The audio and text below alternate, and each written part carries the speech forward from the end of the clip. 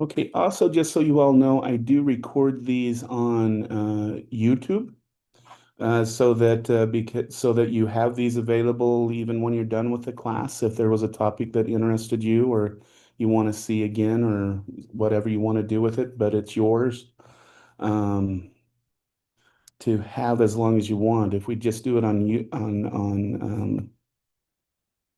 on Zoom, you only get it for a certain amount of time. So I prefer to do it this way so that you have that availability beyond what we do here. So, but let me get into what our topic for tonight is. So, we're going to start tonight by just what we should do with anything is define what the topic is that we're going to be studying over the next 8 weeks.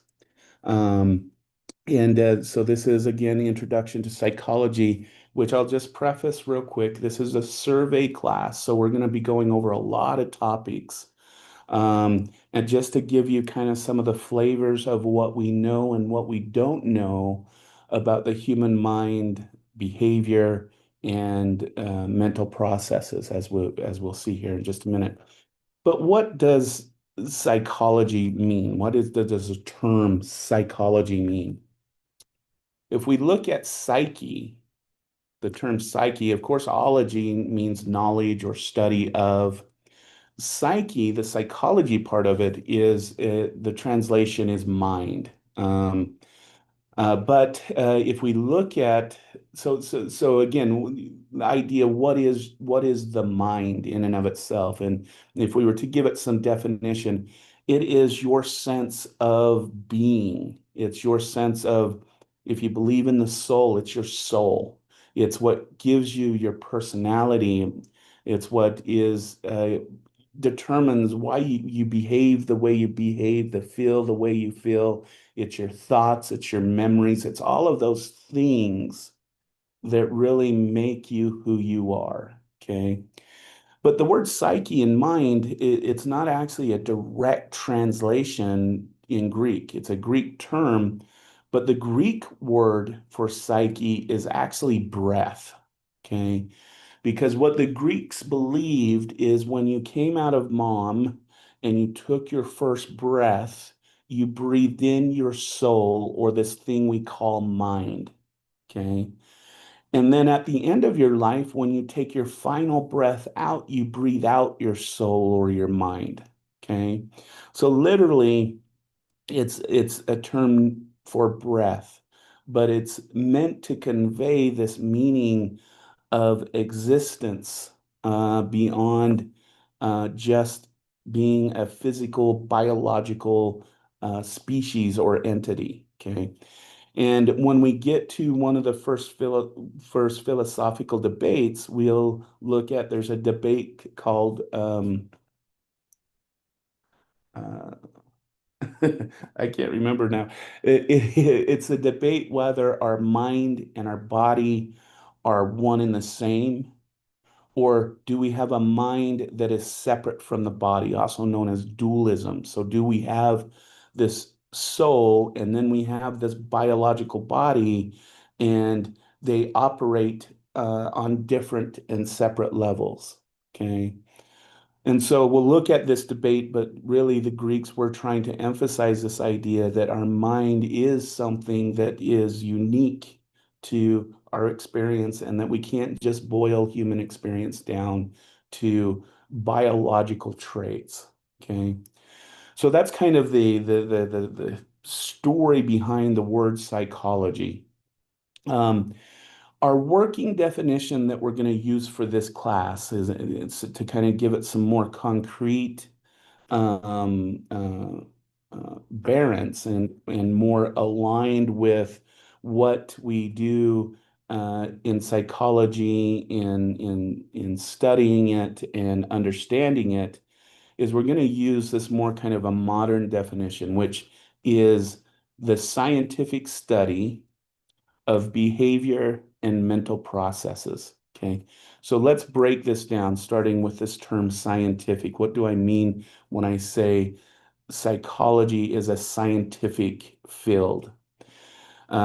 Well, this is a little bit complicated because psychology is the study of you, okay? And we all have our personal psychologies, okay? We all have our own way of thinking about and giving causality to our own behavior and behaviors of others. Usually we use our life experience, how we've interacted with people throughout our life to determine why someone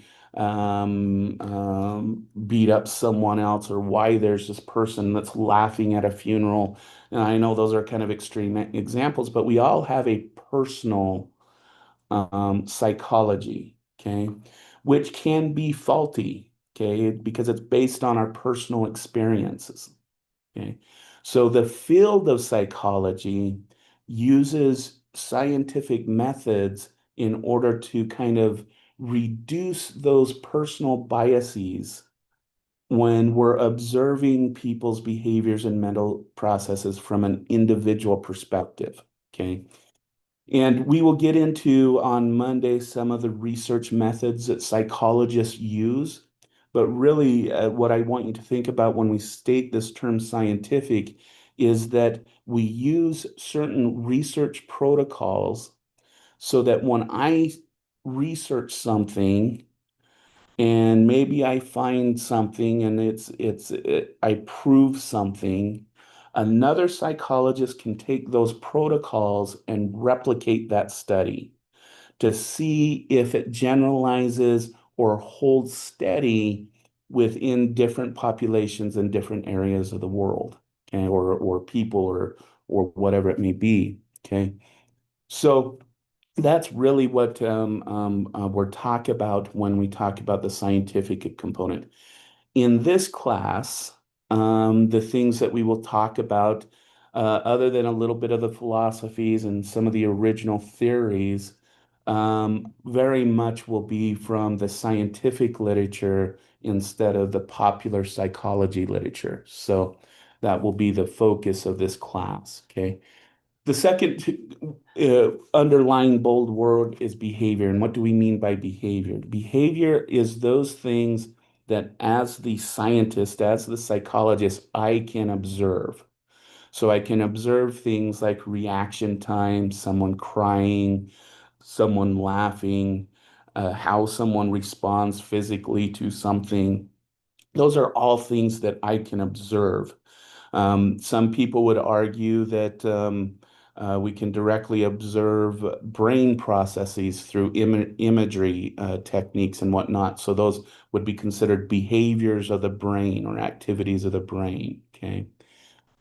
Mental processes are those covert things. Those are the things that, as a researcher, I don't have direct access to. Okay. So I don't have direct access to the reason you came up for registering for this class. Okay. I'm guessing maybe it's a general study, social behavioral science gets that out of the way for you so that you can move on in your education. Or you may be taking this class because the topic really interests you. But I don't know that. I can't observe a behavior that says you're here to fulfill a general education requirement or you're here because you have a genuine interest in psychology. I have to ask you and I have to go through you to understand that. Okay. If we look at the future of psychology, some have suggested that psychology should be called the study of the brain. Okay. And it is true throughout this course, we will talk about different brain processes as they're associated with things like relationships and mood and behaviors and motivation and all of those things. We'll talk about different areas. But the thing that I do want to emphasize at this point and why we're still quite a ways from being called the study of the brain is we have only scratched the surface of understanding brain processes. We are really in the infancy of understanding what it means when your brain lights up. Okay. And probably one of the more kind of simple explanations I could give is when we talk about sensations and perceptions. No, when we and consciousness, okay? How do you see what you're seeing right in front of you? How do you hear the words that are coming through the speaker in your computer? Okay. Well, if we just leave it at, well, the temporal lobe starts to activate as different sounds go through, and it's that activity that gives way to me hearing, or back in my occipital lobe, well, that becomes active while I'm looking at this slide thing. That really doesn't answer it because we don't know how those electrical impulses actually give you the experience of seeing. We don't know how those temporal lobe activities allows you to hear the words you're hearing.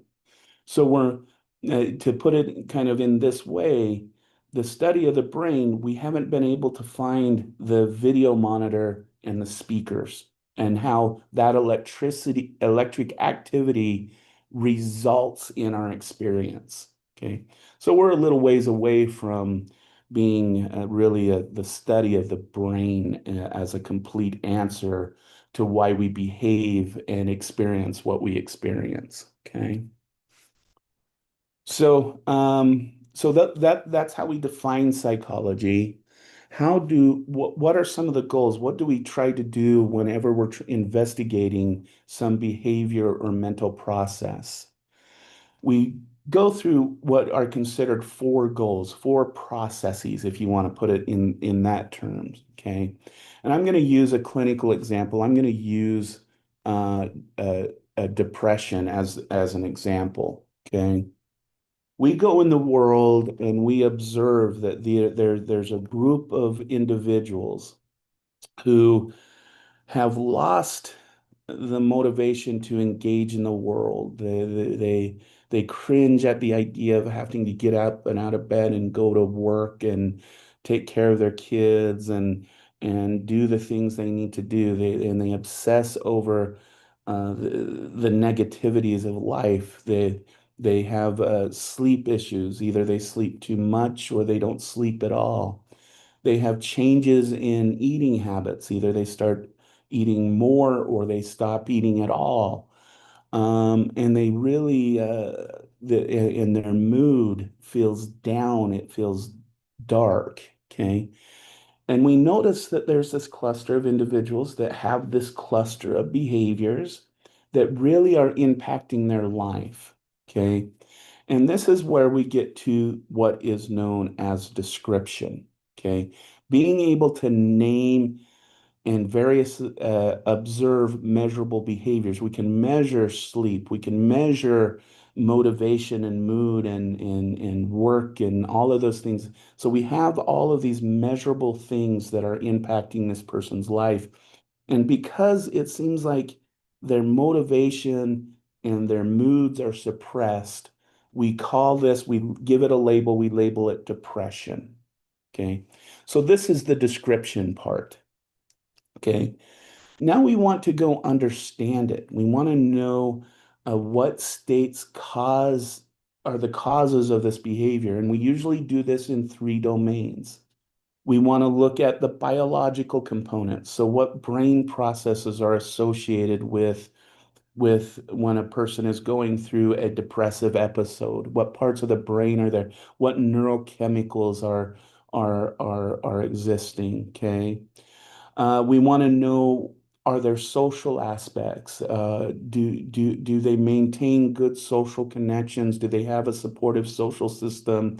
Do they have, are they still able to communicate and go out and grocery shop and all of those kinds of things? We want to know what that area is. What are the things that are impacting that. And then, of course, the psychological areas. We want to know what their thought processes is. And with depression, we know that there's this thing called rumination, where a person gets stuck in a negative thought cycle and they can't break. It's almost like having a song stuck in your head, but that song is telling you that you're worthless, you're meaningless, You have why get up today? And that is constantly in that person's head, ruminating over and over and over like a song that is stuck in a person's head.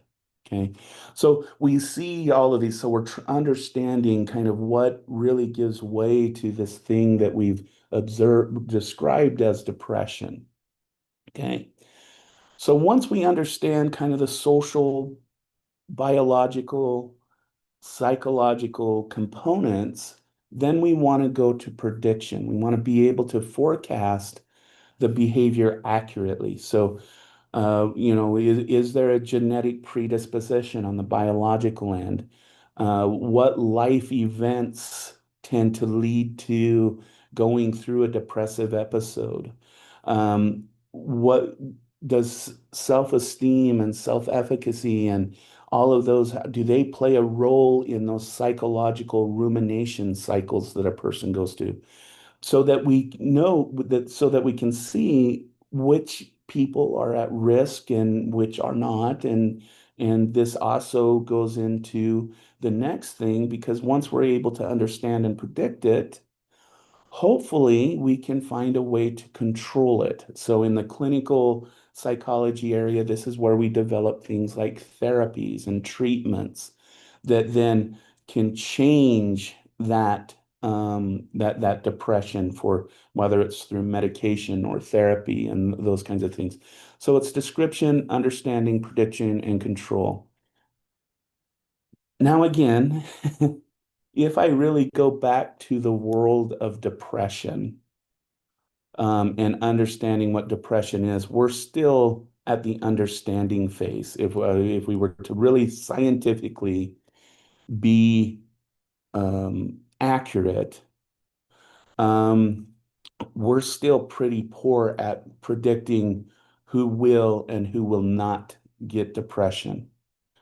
Our treatments vary from 3% to 16% success rates.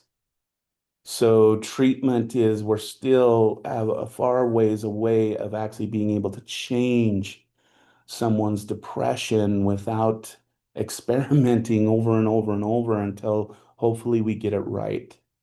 Okay.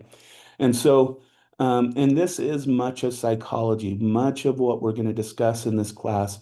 We are really still at the description and understanding phase of, and quite a ways from being able to predict and truly control behaviors. Now, I will say, and psychology does have a bad reputation for this. Sometimes we use prediction and control for not so good reasons. Later in the course, when we're going through career choices, I will talk about a industrial organizational psychology a colleague who worked for the MGM Grand in Las Vegas, and his job was to get people to spend more money in the casino. And I'll go over some stories and some research that I helped him with to kind of explain that later. But just so you know, when it comes to control, we hope that psychologists are doing this ethically and for good, not for bad. But there are those nefarious individuals that don't always use it for the right reasons. But I do want to just emphasize that from the beginning. And that's why part of this course, we will get into some ethics and ethical issues. Okay. All right. What I want to talk about for a few minutes is some myths and misconceptions about psychology. What you see on your screen right here are probably the three biggest myths of psychology. Okay. Myth one is psychology is all about mental health. Okay. That it's therapy, it's treatment, it's understanding, depression as the example I just used. And it's understandable where this myth comes from, because if we look at membership of the American Psychological Association, about 52%, if not a little bit more, are clinical and counseling psychologists. So a large portion of this field is does focus on mental health and mental illness issues. But as you, again, when we get to the different flavors of psychology, we'll find out that there's actually 52 divisions of the American Psychological Association that range from pure experimental psychologists to, I just mentioned, people who work in industry and in business, uh, people who work with the interface between technology and individuals. And so, it's much broader than that. Okay. The second myth is psychology is not a science. And what I would say to that is every trained psychologist, they're pretty much a scientist, even the clinical and counseling, my clinical and counseling colleagues. Okay. Even in the clinical and counseling area, to get your doctorate, it's about 90 doctoral level credits. Okay. About 60 of those 90 credits are research methods and statistic classes. Only about 30 of them are content based.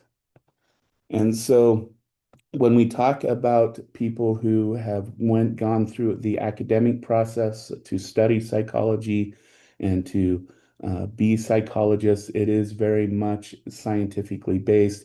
Even when we get to treatment, most clinical and counseling psychologists use the scientific method to continue to refine a person's treatment.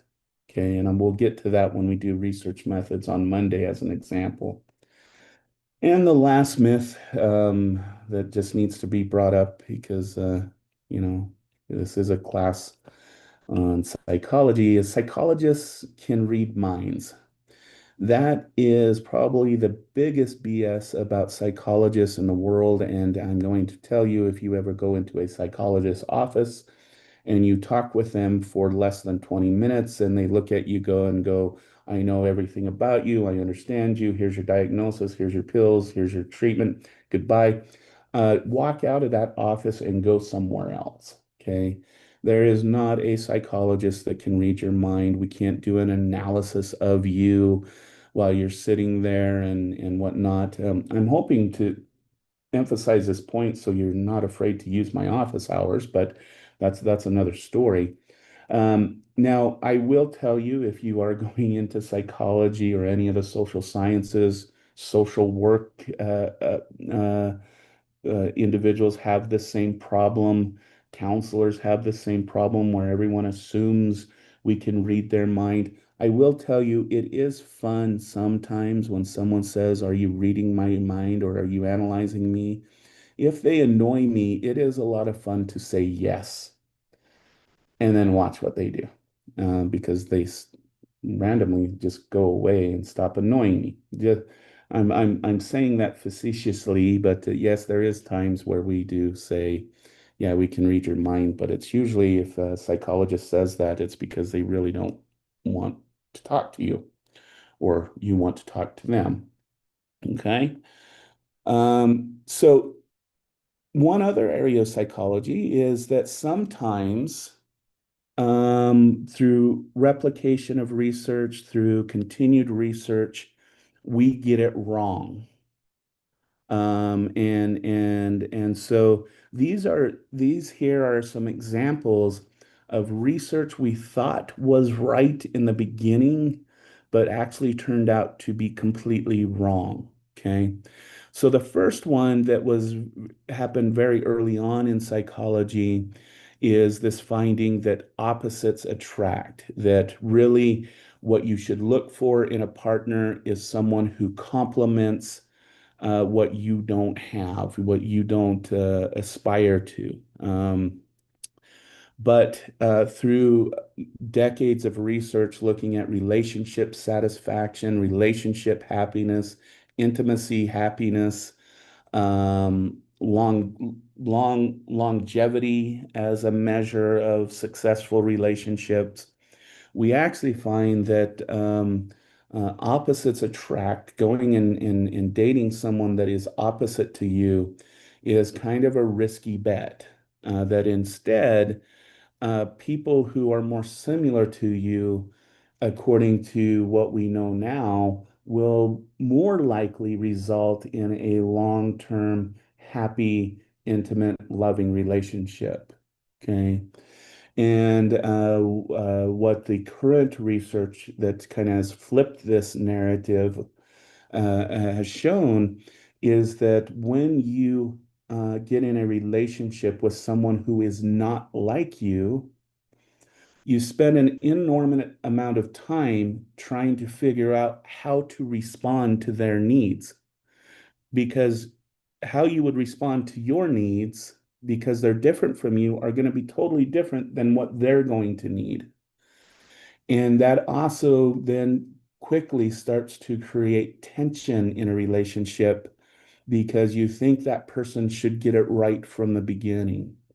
What we find is if you find someone and you get attracted to someone who is more like you don't have to play the guess game of how you need to emotionally, psychologically respond to them. You already know how they're going to respond because they're like you. And so you spend much more time getting to learn about the person, enjoy the person, and really create a closer bond instead of creating tension. So, anyways, that's what current research has shown. We also have looked at lie detector tests. Are they accurate? I see them all the time. And I think this is going to be really sad to the Jerry Springer crowd out there. We actually found that lie detectors are no better than chance at determining whether someone is lying or telling the truth. Even the most accurate measurement of lie detector only gets it right about 50% of the time. I think this is where the courts were a little ahead of science, is they already kind of was hesitant of adopting lie detectors. And so this is one area where the legal system was way ahead of science. But even the most current research articles on lie detectors make them no better than just flipping a coin. So that's another myth that has been busted. Okay. The other myth is that we only use about 10% of our brain. This came from early research about when infants are born, we're only born with about 10% of our physical capacity, and then the rest develop over time. This comes from the idea that when we do brain scans and we're targeting an area, it will light up, but not other areas. But this is, again, a myth. Modern imaging techniques and everything show that our brain is active 24/7. Believe it or not, it's actually even more active when we're sleeping, as we will get to when we get to consciousness and explain. So uh, don't let anyone say that you're only using 10%. I promise you're using it all. Okay. The fourth one is people often repress traumatic childhood memories. And so I want to I want to be careful with this one because can people not remember certain traumatic events that happened during their childhood? Yes. The issue is, did that person choose to forget that memory? Did they purposely repress it? And the answer or the evidence right now suggests no. Okay. What we do find in especially some individuals who once they get out on their own, they leave the home, and all of a sudden they start having flashbacks about traumatic events during their childhood. This is actually more of what we're finding is a biological process. We're going to learn next week that our memory system, it sits just right by our emotion system in the limbic system. Um, Memories are more tied to emotion than literal experience, and we actually remember more based on emotion than we do literal, visual, tactile existence. Okay. But this relationship between these two areas of the brain also have a function of protecting the individual. So when a person goes, I'm going to put this in really simple terms as for right now, since we don't really know this area of the brain yet. And when someone goes through a very traumatic event, the that emotion center and that memory center get together and they basically block the access to that memory until that person is in a safe place or is safe. Hence, a lot of young adults experience traumatic memories when they've left their childhood home and now they're in a safe place. When I used to work with adult victims of sexual abuse, they usually started to have flashbacks, night terrors, traumatic responses about 9 to 12 months after the assault, when they've healed more physically, when they've got more distance between them and the offender, and all of those things.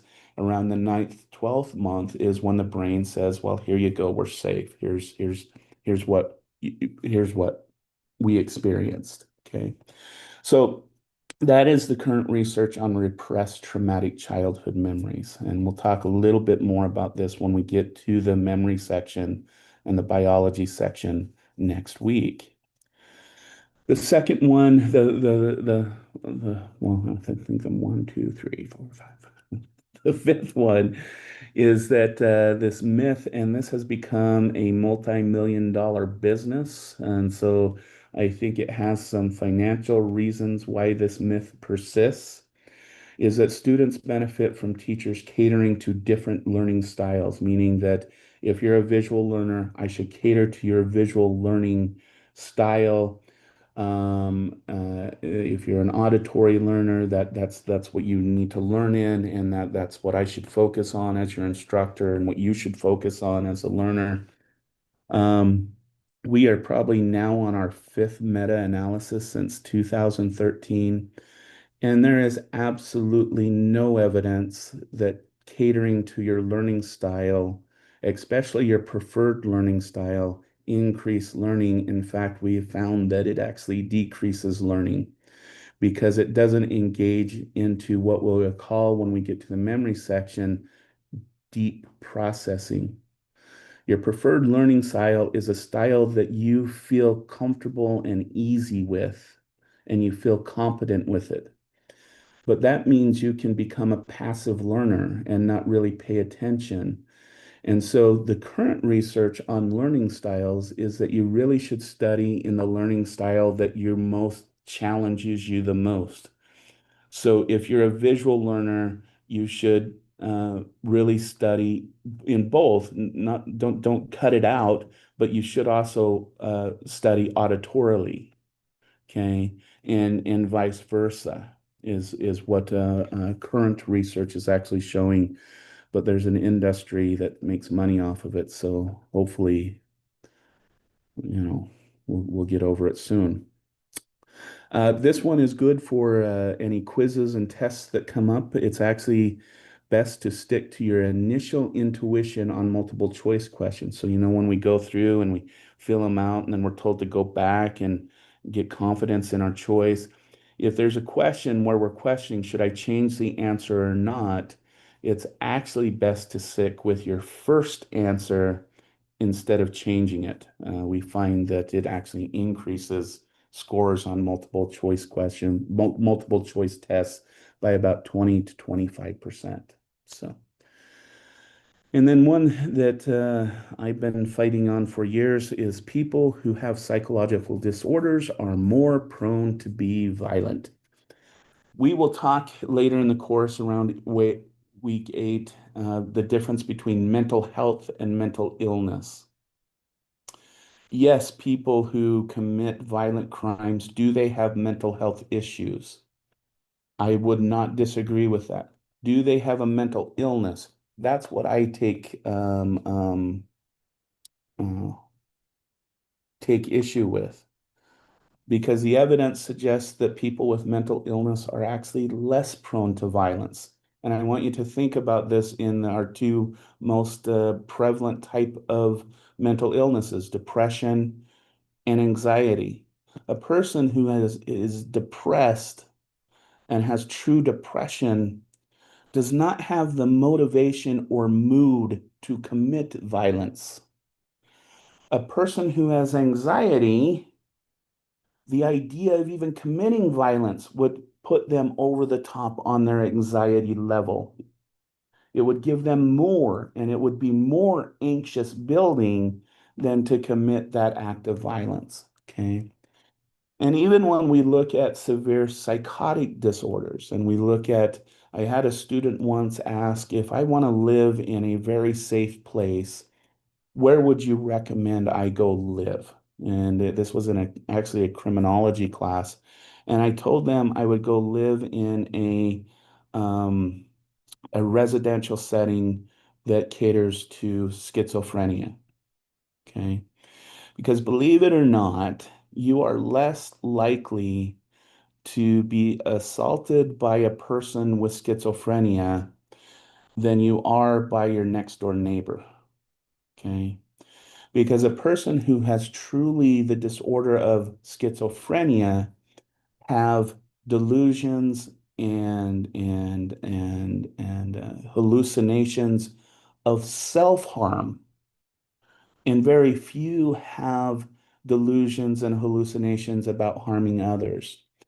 And so when you do have someone who says, God told me to do this, or I heard voices saying kill, it's it's more likely that it was drug induced and those thoughts were already there, and the drug just created those hallucinogen and paranoid thoughts that then created that violence.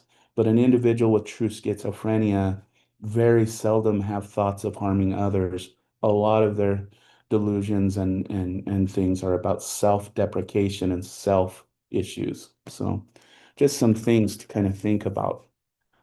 But we will talk more about that again when we get to the section on mental illness and mental health. All right. So the reason why I bring these up is again, some of these myths still are produced in our society. Every time we have a gun shooting, we start talking about needing more mental health and treatment centers for mentally ill people. Whenever we still have a huge industry that's tailors to a learning style. I still have colleagues who come and do presentations on learning styles and catering to learning styles. And so in the popular zeitgeist, some of these things that we have found are not scientifically valid still exist within the popular culture. So that's kind of why I wanted to kind of bring these up that sometimes we're not right. All right. Okay. We're just going to get through these classical problems that psychology inherited when it went from a philosophy to a science, and then we'll save the rest for this coming Monday. But I want to at least get through this in the next little while so that we're prepared for this coming Monday's class where we'll talk about different camps in psychology, different theories of thought. Okay. So these are some of the problems that psychology kind of inherited from philosophy. They're still talked in philosophies, but they're still burning questions within the field of psychology. And I'm going to give them at their extremes, but then we'll kind of see where we are in our current thoughts. And I'm going to use some examples that kind of exemplify these different thoughts processes. So the first debate is the nature nurture problem, as it's been called, and basically the idea is are we born with our capacities? So are we born with how much intelligence we'll have, our personality, our um, existence of who we are physically and psychologically? Are we born with that? Or do those things develop uh, based on experience, okay, based on living in the world, okay. And the two people that kind of exemplify these arguments are Plato and Aristotle from the Greek world of philosophy. Okay. Plato and Aristotle were both students of the famous philosopher Socrates, who gave us the Socratic method and ways of debate and all of those kind of things. Okay. When Socrates died, Plato and Aristotle both thought that they were going to inherit Socrates' school. But in the end, Plato got Socrates' school and Aristotle was gone. So they separated their ways. But then they had two different experiences to really decide about this nature and nurture thing. Okay. Plato is going to look at his world, this in the guise of a city state, and he's going to see that a merchant gives birth to a merchant.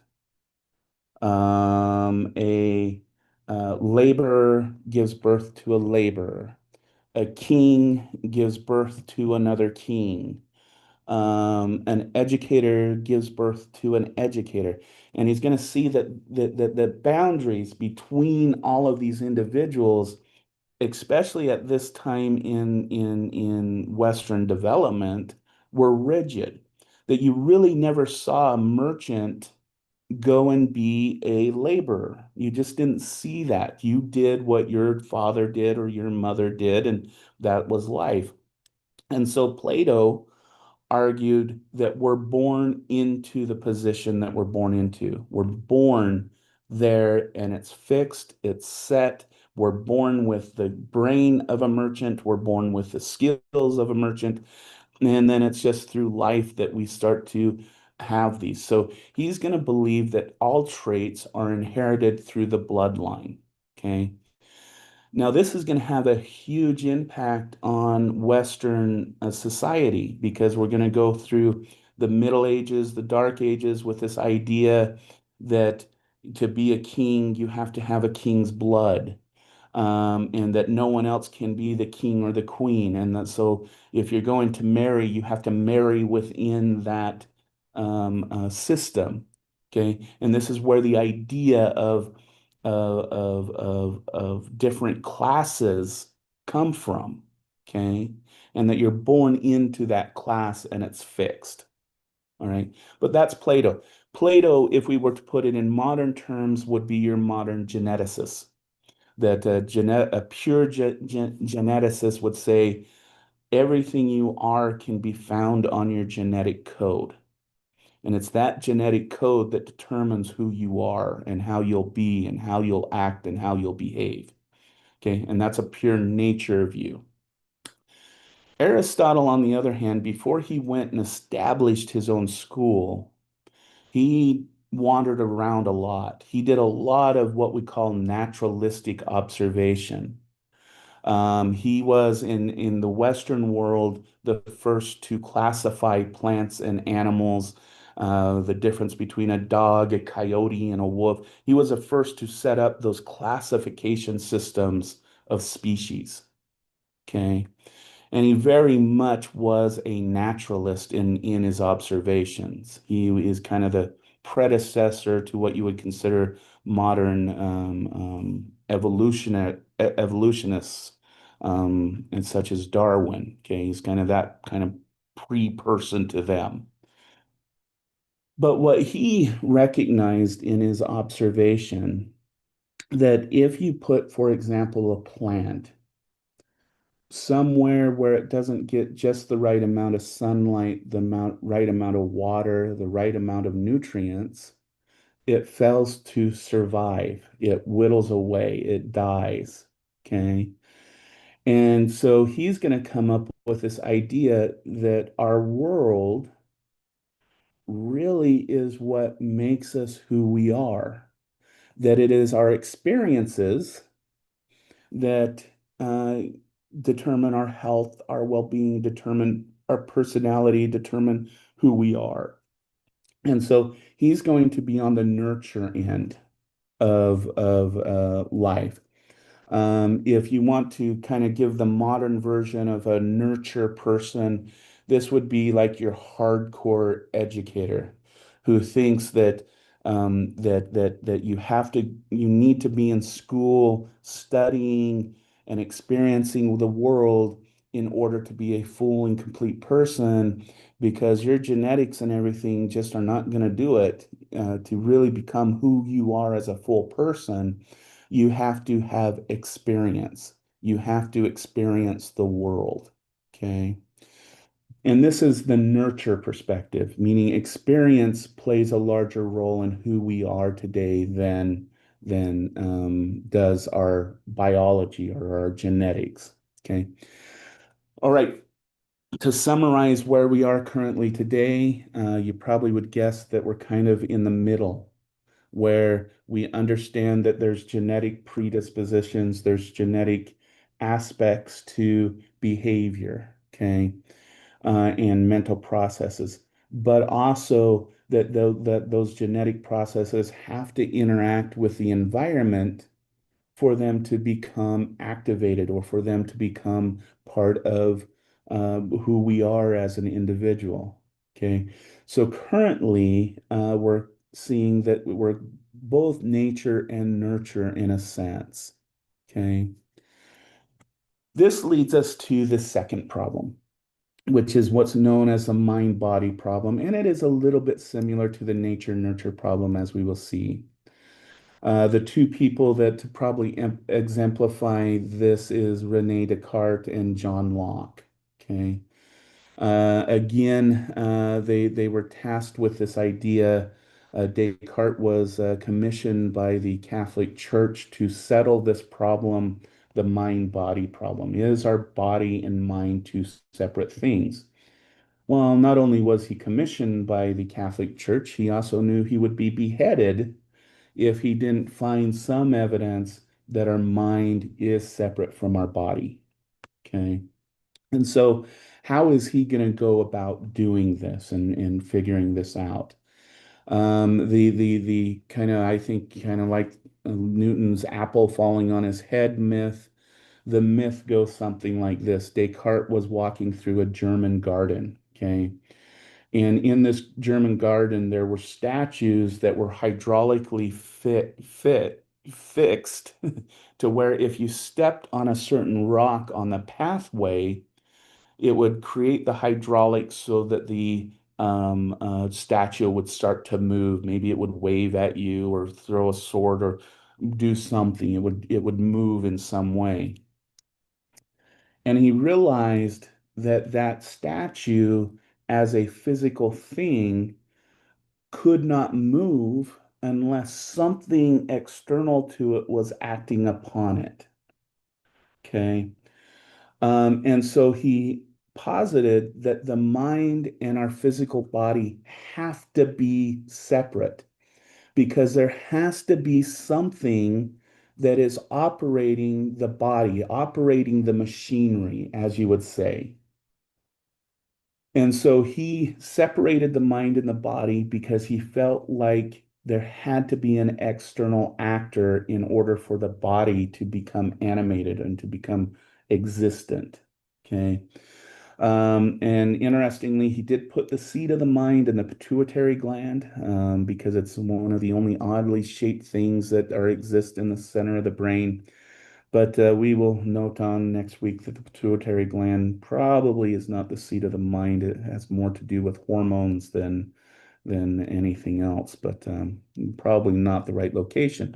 But that is the basic start of the separation of mind and body.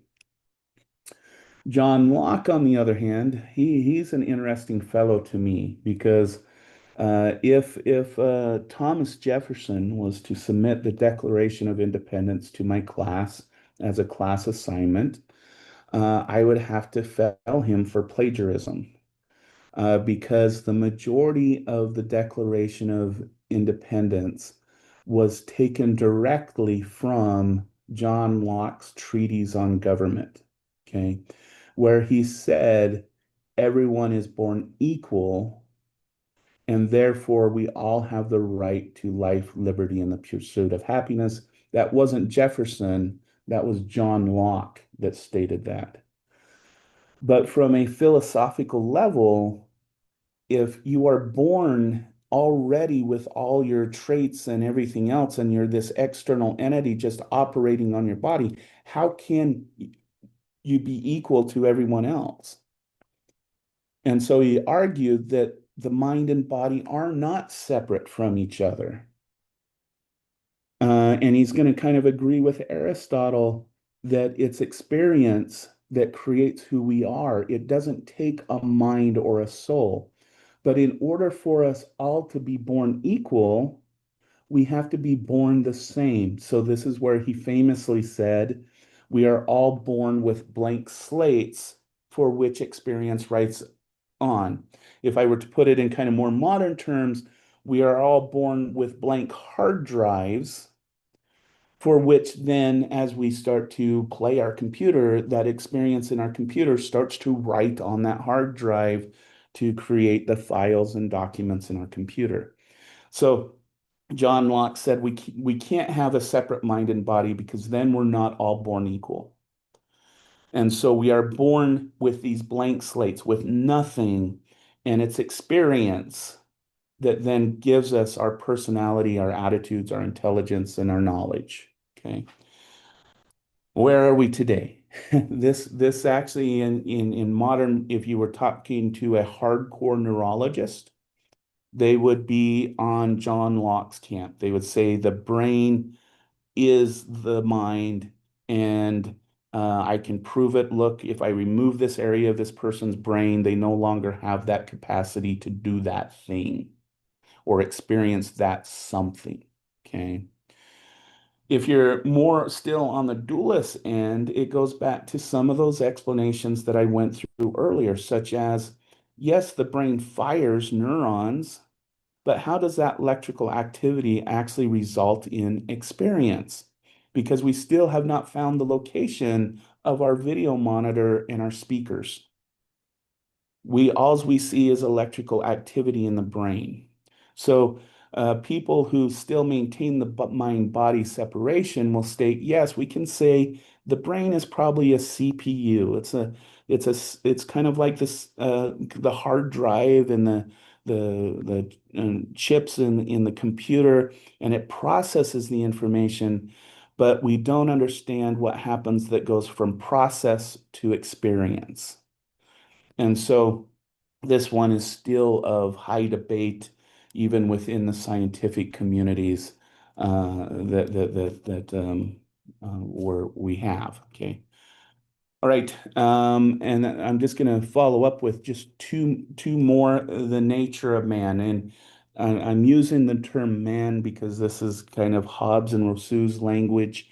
When I speak the nature of man, I want you to think the nature of human beings is really more what this argument is about. But I'm going to go to kind of explain this one. This is, are we born selfish, harmful, aggressive? In other words, are we born evil? Or are we born altruistic, helpful, kind? Or are we born quote unquote good? Okay. And we're going to take two philosophers to kind of look at this debate. We're going to take Hobbes and we're going to take Rousseau. Hobbes was an English philosopher, and Hobbes is going to have a huge influence on our Western legal and correctional systems that we'll see here in a few minutes. Rousseau's going to have a heavily influence on the legal system of more of the Nordic countries, Denmark, Sweden, those countries in that region of the world. Okay. They're both going to look at nature to determine what the nature of human beings are. Okay. Hobbes going to look at nature and he's going to see its destructive force. He's going to see the wildfires burn down a field. He's going to see hurricanes damage. He's going to see tornadoes destroy. And so he's going to conclude because the world is destructive, humans are destructive. Okay. Rousseau's going to look at that same evidence as Hobbes did, but he's going to see the goodness in the world. He's going to see that, okay, a volcano blows up, but then it creates new land. A wildfire burns through a field and it allows new nutrients for things to grow and develop. The prey is eaten by the predator that then defecates and fertilizes what the prey eats. And so, even in these destructive things, there's a constructive end. And he's going to see how different species help each other and whatnot to create what is this. So he's going to argue because nature is good, humans too are good. And it's when we deviate from nature that we do bad and aggressive and self-centered things. Okay. So I mentioned kind of how can we look at this on a debate-wise in current world. I mentioned that Hobbes had a huge influence on especially American and British systems of legal systems. In the United States and Britain, it's very much what we call a punitive punishment system, where a person does a bad thing and you isolate them in a jail cell, keep them away from the rest of the society, and you make the environment so repressive that the person just won't come back again. So it's a punitive punishment system because the job of government, the job of the legal system is to temper down our natural tendency to be self-centered, aggressive, and hurtful for to each other. So that's the whole idea is take them out of society, punish them so that when they come back, they will obey and control their natural, aggressive, selfish desires. Okay. And that's very much the Western, especially here in the United States, Britain idea behind the purpose of government. Okay. Rousseau, on the other hand, again, he stated that people are bad because they deviate from nature, deviate from their home, deviate from who they are as a person within a good community and a given community. So if you go to a prison in Denmark or Sweden or the Netherlands and stuff like that, it's more like a hotel stay. The rooms are very comfortable. They have access to the outside world. They have spa-like activities. It's a very bring the person back to who they want to be or who they should be or who they could be as a member of the community, as a member of nature. Okay. And so one way to measure which of these philosophies is correct or incorrect is through something called recidivism rates. Okay. A recidivism rate is the probability that a person who is first time put into a prison or jail will return to prison or jail the second time. Okay. The recidivism rate under the Hobnerian philosophy of punishment and order is 60%, meaning that if you're arrested today and you're put in jail and prison, you have a 60% chance of going back to prison or jail in the future. Okay. But what about the Rousseau's idea when we talk about places like Denmark and Netherlands and those types of places? Their recidivism rate is less than 5%. And to American minds, that's confusing because it's like, oh, so the criminal gets a mini vacation. So why wouldn't they just want to go back there again and go out in the world? And it's because we have an Hobnerian idea of human nature. We think people have the propensity to do evil, where in the Rousseau's idea, it's that we need to bring people back to the community and back to nature. Okay. So and we'll talk a lot more about this topic. It's not just this simple, but this is just kind of a flavor of some of the things that we'll talk about obedience, we'll talk about control, we'll talk about all of those things that can lead any of us to potentially do something that is against what I think is our nature, which is more good than evil. And then the last thing that I want to conclude with tonight is I do want to kind of bring in some Native American perspective into this conversation about these debates about mind, body, nature, nurture, good, bad. And so, but I don't want to make the mistake of making a blanket statement, okay?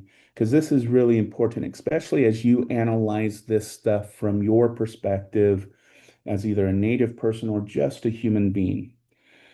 The philosophy that I'm presenting here is just one philosophy among the Atham people.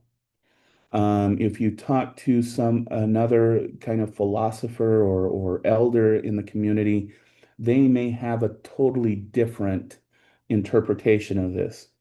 And I also don't want to make the claim that this Otham philosophy is transferable to any other Native American community because these communities are so diverse that there can be different interpretations of all of these based on the community and experience of the elders and the community itself.